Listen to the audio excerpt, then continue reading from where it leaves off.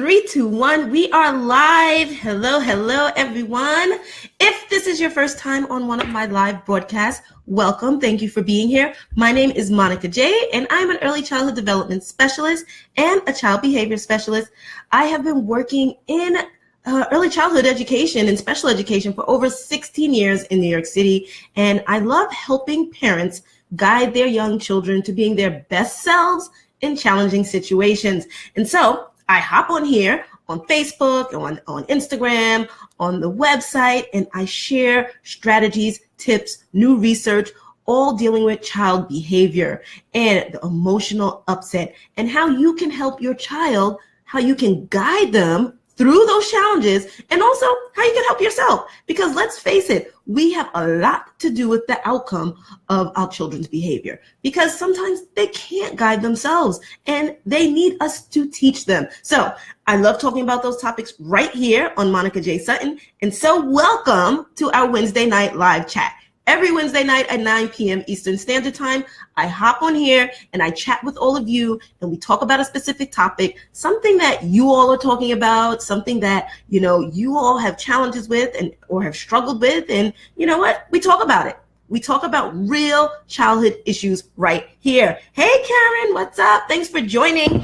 And so again, thank you all for taking time out of your busy schedules to be here. Whether you watch this today live or whether you watch it later on and watch the replay, it's all good because the information is all the same no matter when you watch it. And it's available forever as long as it's on here on this platform. As long as Facebook allows me to keep this platform up, well, the information will be there. So you can catch it anytime you want. Now, before we get started, if you think this information, this specific topic could benefit someone else that you know, maybe someone that follows you, family, friends, whomever, coworker, share this broadcast out. You can share it by just clicking share. Just click the share button and you can share it out to whomever you'd like to share it out to. And also that way, if you miss something, you have to leave, run, and want to come back and watch it again, it will always be in your feed. It will live there on your page so you can watch it anytime you want later on.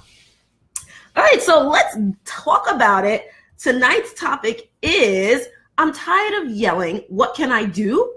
And I'm giving you 6 alternatives to yelling or shouting at the children. 6 alternatives, 6 different options that you can use rather than yelling, because it does get challenging out there. It does get hard sometimes, whether you're a parent or an educator. It gets hard. If you're teaching students or just being home after a long day at work or just a long day with your busy schedule, yeah, it gets hard. And when the children don't do what you ask them to do, or they don't respond the way you think they should respond, well, sometimes your first reaction can be to yell, right? Because naturally, we sometimes let our emotions take over. And when your emotions take over, your judgment gets a little cloudy. And yes, you can yell, you can shout. Sometimes that is like your first response. Well, and it's really a reaction, right? Because you're not really thinking about it. You're just reacting to what happened. You're reacting to the behavior. So what can you do besides yell?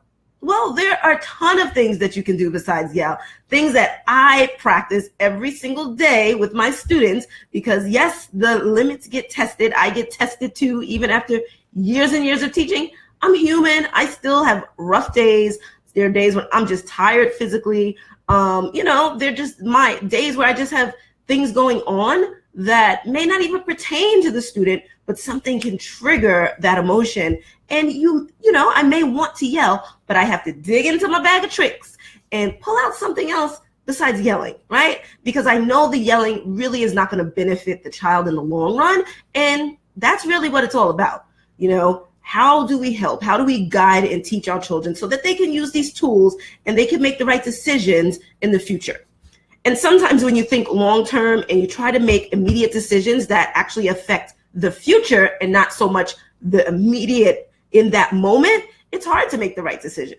For us as adults, it's hard. So imagine how it is for children. It's hard for them as well, right? It's hard for them. So I felt this is an important topic. Yesterday, we talked about it over on Instagram, and everyone was just chatting. So I know that it was an important topic to parents and educators over there, and I'm sure it's an important topic to parents here on Facebook and educators here on Facebook, right? So what can we do aside from yelling or shouting at the kids? What can we do?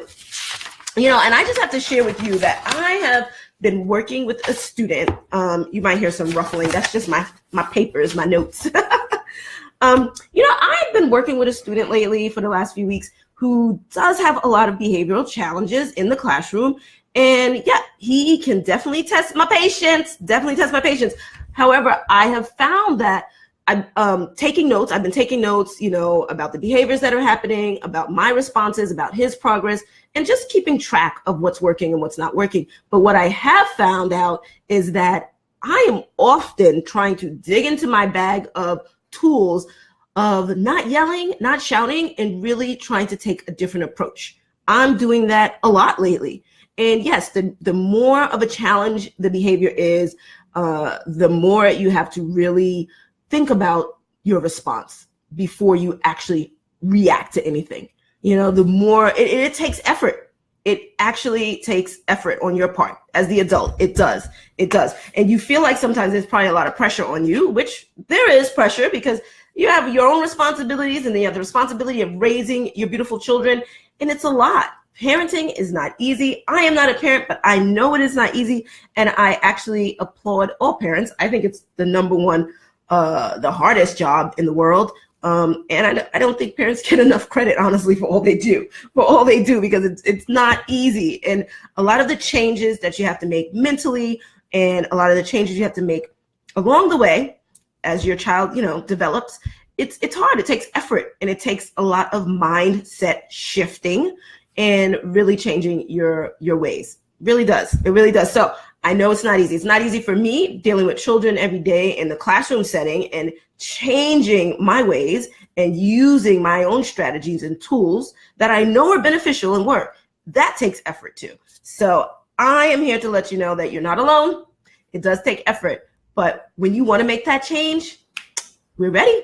I am right here ready with you. I will walk you along the way. We can do this together. So why is yelling actually not a good thing? Before I even give you the 6 alternatives or, share those 6 alternatives with you, let's talk a little bit about yelling first. Like, why is that even not the best solution for you? Let's forget about the kids. Let's talk about you first. Like, why is that not good for you? Let's talk about it. Oh my goodness, it is so hot today. I'm happy it's hot. I am not complaining. I've been waiting for beautiful weather, but it's hot and my air conditioner is acting all kinds of funny. Okay, so I'm really hot. Oh my gosh, I'm so hot. But we're gonna keep it going. We're gonna keep it pushing. So why is yelling not even actually a good thing? So research has shown, now this is scientific. This is not just me saying this, although I am just saying this too. But research has shown that yelling, the more you yell, the angrier you get, right? So if you're constantly yelling, and sometimes you probably find yourself yelling about the same thing over and over, right? But if you're constantly yelling, you can get angrier. You start to get angry. You start to, get frustrated. And it shows on your facial expressions. You start to feel it within, physically. It changes you. You can get angry. The more you yell, the angrier you get. And so is that healthy for us? Is that really healthy for us? So no, it's not. Science shows that physically it's not healthy. It's not healthy. One, it can actually cause stress. So constant yelling can cause stress. And I'm not talking about, you yelled for once this week and, you had your little moment and you yelled once. No, I'm actually talking about the constant continuous yelling. So if you're yelling every day and you find yourself yelling or shouting about the same thing that your child is doing or the same thing that's frustrating you or whatever, or you're always yelling at the same time of day because you're just tired, that's the constant yelling I'm talking about, right? And so that constant yelling can cause stress, can cause you stress. And who wants to be stressed? You have enough on your plate. Who actually wants to be stressed too? I don't want you to be stressed. I worry about you. I do not want you to be stressed. I need you to take care of yourself so that we can take care of these babies, right? So that we can take care of these babies. And true, Karen says true, it takes a toll on you. It does. It really does take a toll on you. You definitely start to feel it physically and mentally too. You definitely start to feel it. So, research says it's not a good thing. It really isn't a good thing. And if you think about, I always think about when I was growing up and my mother, or a lot of the adults in my family would always say, You better start frowning, because if you keep frowning, it's going to be a permanent fixture on your face. That frown is not going to go away, and you're going to keep that frown. But it reminds me of how much effort it actually takes to frown.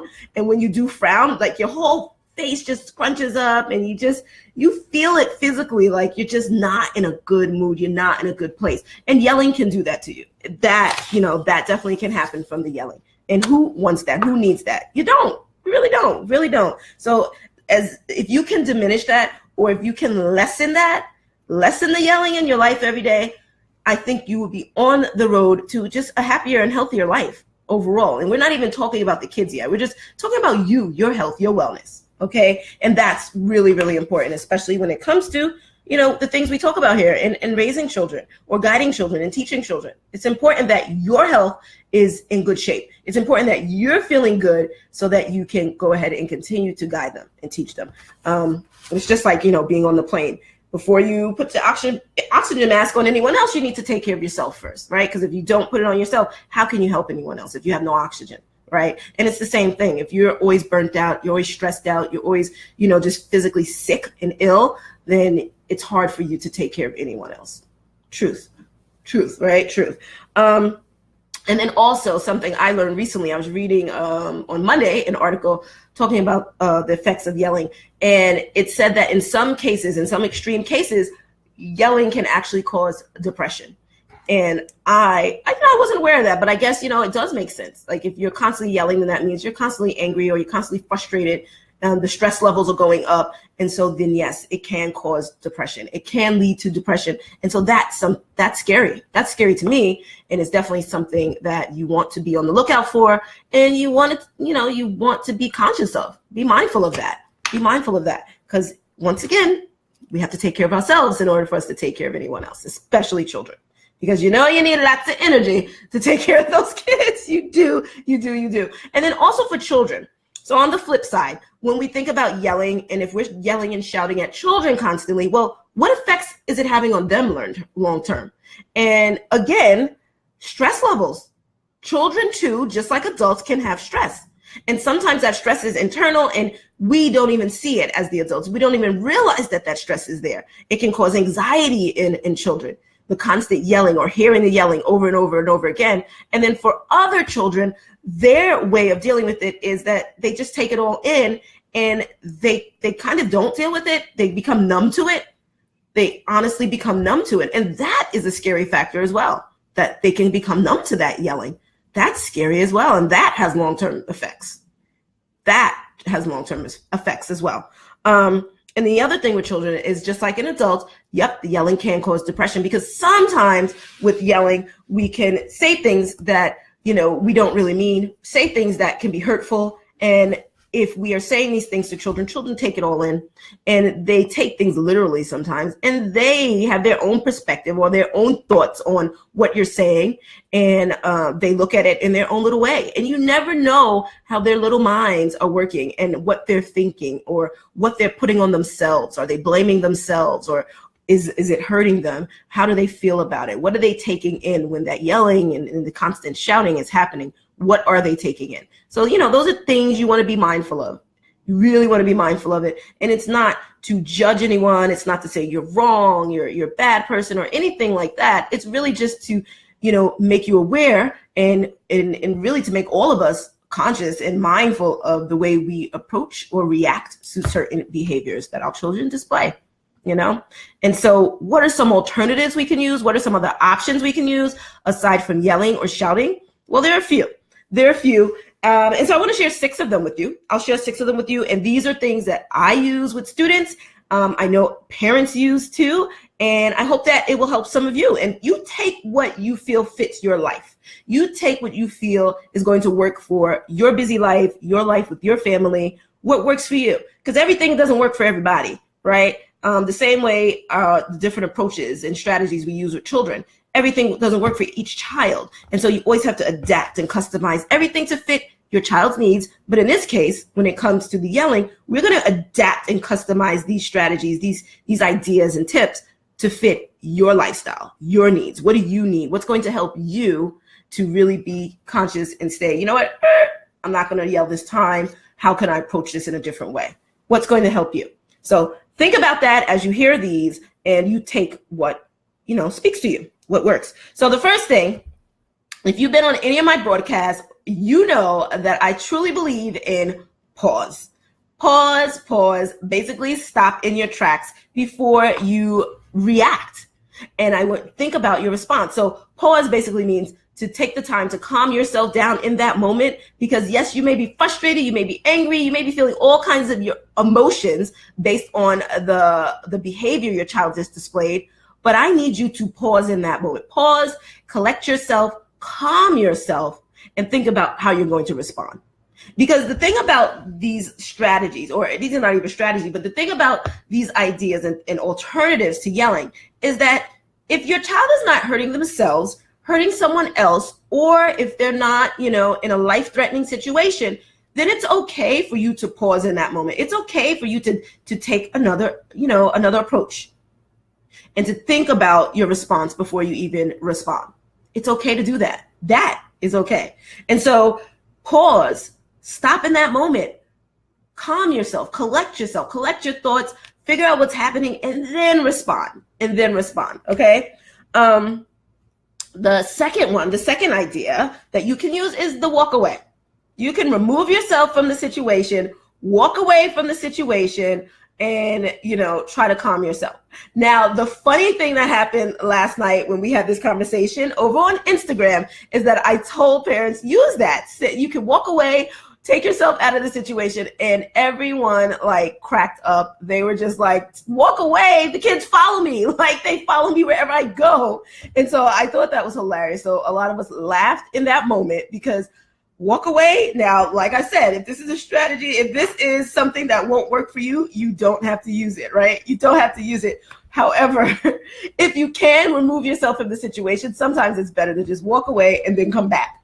But if you have children who like to follow you and they want to know, mommy, are you okay?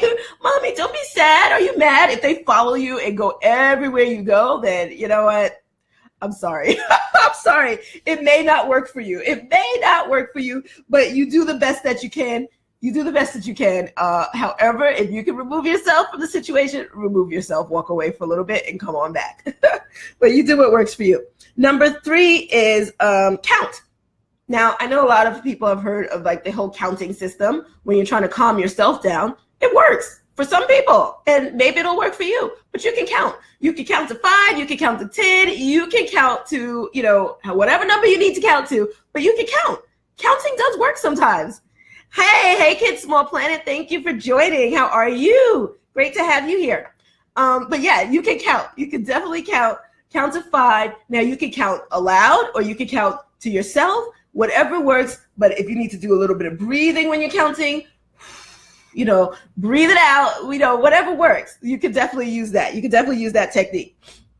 But that's the count, right? Number 4 is the next thing you can do. Number 4 is have a little empathy, right? Have a little empathy for our young children. Think about your childhood. Think about what you were doing when you were their age. Think about how much you were listening, or, did you give your parents a headache or your teachers a headache? Just think about that. Think about kids being kids, right? Have a little empathy in that respect, because children are going to be children, and children do not think in the same context as adults. So although we may think what they did or what they should have done makes logical sense, or they should have common sense, right? They don't always think the same way that we think. So if you can possibly have a little empathy, show a little empathy, have a little empathy for your children, okay? Because kids are going to be kids, right? Truth, right? Truth. Number 5, time limits, okay? So right before, if you feel like, that adrenaline is pumping, you're upset, they did something that is making you feel like, oh, not again, really? And you're ready to react on it and you're ready to shout or yell, maybe you can do a time count. You can definitely do a time count. And basically what I mean by the time count is you can use a timer for yourself to give yourself 2 minutes or 3 minutes or whatever you need. Or you can even use it with your child, and you can both use it. You can say, okay, in 3 minutes, when I come back, I'm going to walk over, I'm going to go do the dishes, or I'm going to go and take a walk upstairs and come back. But in 3 minutes, when I come back, when the timer goes off, you should be ready to sit down and talk to me. You should be ready to sit down on the couch and talk to me, or something to that effect. Like be very specific about the time. Let them know that you're leaving and you're coming back, or let them know that there's a time on this and that you're going to give yourself time because I need time, and I'm going to give you time to calm down, and I'll be back. And be very specific that when I get back, this is what I need you to be doing. So they know what you expect of them. Now, if you have a screaming child or a child who's having a full meltdown and you cannot really talk to them and they can't receive anything you're saying, then that may not work for you. It may not work for you. It may work for older children, so it depends. Once again, you customize and you use this based on your needs and your life. Good idea. I'm glad it's a good idea. Awesome. Yeah. And then number 6 is it's okay to actually let your children know how you're feeling in the moment. It's okay to let them know you're mad. It's okay to let them know you're angry or you're sad or whatever it is you're feeling in that moment. It's okay to let them know. Because like we talked about before, we talked about feelings. The child's feelings matter. Our feelings matter. Everyone's feelings matter. And it's okay to let them know that, hey, this is how mommy is feeling right now. I'm feeling really upset, or I'm getting really angry, or this is making me feel not so good, or I feel sad about what you did, or I feel sad about what just happened. Let them know how you're feeling, because oftentimes children, one, they never want you to be mad at them or angry with them, right? And they want to know, are you okay? Are you angry? But if this, just letting them know how you feel may actually open up a conversation with your child. It may start the conversation with your child. No matter how young or how old they are, it may start a conversation with them. Because if you're starting with how you feel and then you start talking about how they feel and what happened, that starts the conversation.